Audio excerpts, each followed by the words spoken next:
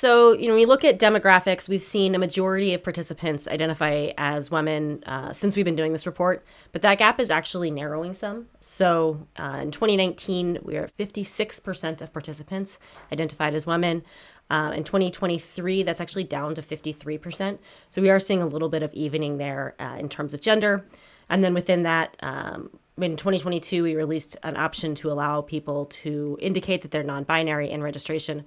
Races have to turn that on, and so a lot of races haven't enabled that yet. But what we see in our early numbers is about 0.2% are identifying as non-binary.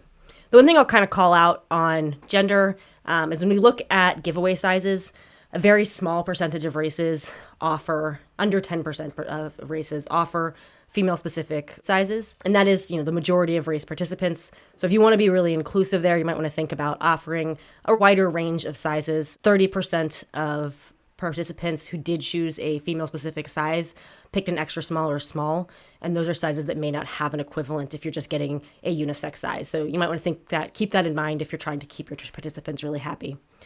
On the other hand, we look at age, and we have a little bit of cautious optimism. Over the last few years, there's been a lot of concern about whether or not young adults are coming out for races. We've seen a steady decline in participants between 18 and 29 that started really pre-pandemic and then fell off very drastically because that group really did not take kindly to virtual events. And we did see a bit of a rebound. So we're up to about 15% of participants in 2023 were 18 to 29 years old.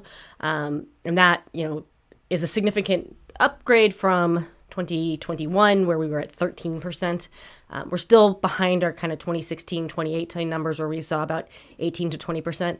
But that does mean we're doing something to get those people in. And I think we really encourage continuing to be creative in terms of your race concepts, making sure that there's lots of social opportunities and that you really highlight your charity, because those are things that kind of Gen Z has said in surveys that they really respond to. And just be a little bit creative with your marketing, be willing to try new platforms and to try to reach people where they are.